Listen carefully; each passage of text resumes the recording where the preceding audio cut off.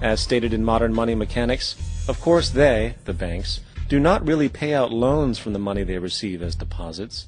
If they did this, no additional money would be created. What they do when they make loans is to accept promissory notes, loan contracts, in exchange for credits, money, to the borrower's transaction accounts. In other words, the $9 billion can be created out of nothing simply because there is a demand for such a loan and that there is a $10 billion deposit to satisfy the reserve requirements. Now, let's assume that somebody walks into this bank and borrows the newly available $9 billion. They will then most likely take that money and deposit it into their own bank account. The process then repeats, for that deposit becomes part of the bank's reserves. 10% is isolated, and in turn 90% of the $9 billion, or $8.1 billion, is now available as newly created money for more loans. And, of course, that 8.1 can be loaned out and redeposited, creating an additional 7.2 billion, to 6.5 billion, to 5.9 billion, etc. This deposit money creation loan cycle can technically go on to infinity. The average mathematical result is that about $90 billion can be created on top of the original $10 billion. In other words, for every deposit that ever occurs in the banking system, about 9 times that amount can be created out of thin air.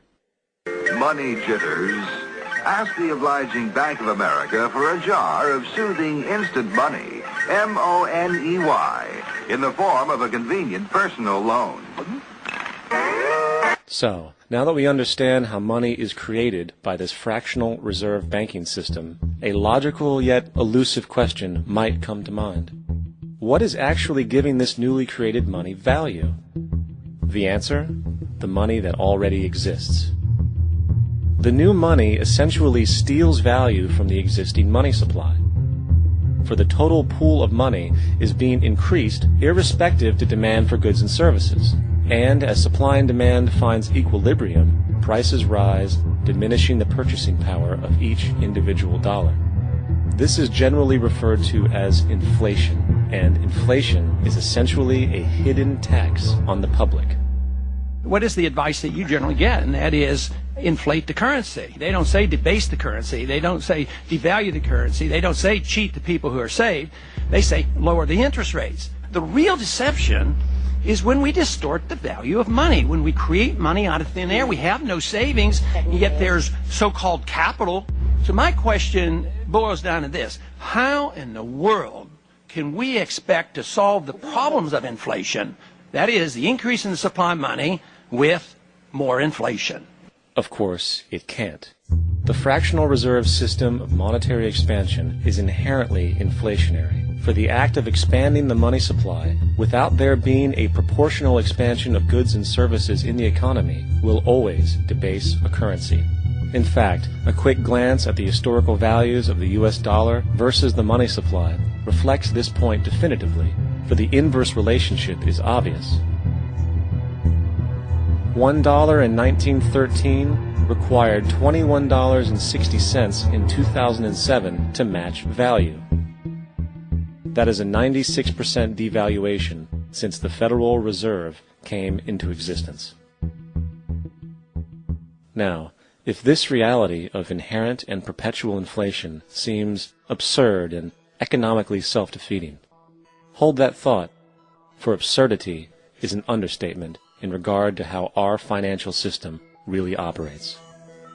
For in our financial system, money is debt, and debt is money. Here is a chart of the U.S. money supply from 1950 to 2006. Here is a chart of the U.S. national debt for the same period. How interesting it is that the trends are virtually the same. For the more money there is, the more debt there is. The more debt there is, the more money there is. To put it a different way, every single dollar in your wallet is owed to somebody by somebody. For remember, the only way the money can come into existence is from loans. Therefore, if everyone in the country were able to pay off all debts, including the government, there would not be $1 in circulation.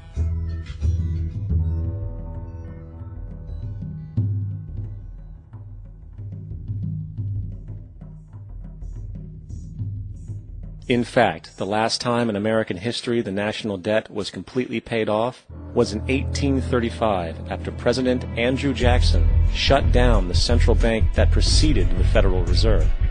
In fact, Jackson's entire political platform essentially revolved around his commitment to shut down the central bank, stating at one point, "The bold efforts the present bank has made to control the government are but premonitions of the fate that awaits the American people should they be deluded into a perpetuation of this institution or the establishment of another like it." Unfortunately, his message was short-lived, and the international bankers succeeded to install another central bank in 1913. The Federal Reserve. And as long as this institution exists, perpetual debt is guaranteed. Now, so far we have discussed the reality that money is created out of debt, through loans. These loans are based on a bank's reserves, and reserves are derived from deposits. And through this fractional reserve system, any one deposit can create 9 times its original value, in turn debasing the existing money supply, raising prices in society. And since all this money is created out of debt and circulated randomly through commerce, people become detached from their original debt, and a disequilibrium exists where people are forced to compete for labor in order to pool enough money out of the money supply to cover their costs of living. As dysfunctional and backwards as all of this might seem, there is still one thing we have omitted from this equation. And it is this element of the structure which reveals the truly fraudulent nature of the system itself. The application of interest. When the government borrows money from the Fed, or when a person borrows money from a bank, it almost always has to be paid back with accrued interest. In other words, almost every single dollar that exists must be eventually returned to a bank with interest paid as well. But if all money is borrowed from the central bank and is expanded by commercial banks through loans, only what would be referred to as the principal is being created in the money supply. So then, where is the money to cover all of the interest that is charged? Nowhere. It doesn't exist. The ramifications of this are staggering, for the amount of money owed back to the banks will always exceed the amount of money that is available in circulation. This is why inflation is a constant in the economy, for new money is always needed to help cover the perpetual deficit built into the system, caused by the need to pay the interest.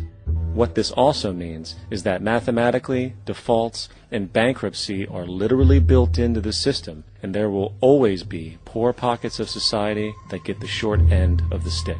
An analogy would be a game of musical chairs, for once the music stops, somebody is left out to dry. And that's the point. It invariably transfers true wealth from the individual to the banks. For if you are unable to pay for your mortgage, they will take your property. This is particularly enraging when you realize that not only is such a default inevitable due to the fractional reserve practice, but also because of the fact that the money that the bank loaned to you didn't even legally exist in the first place.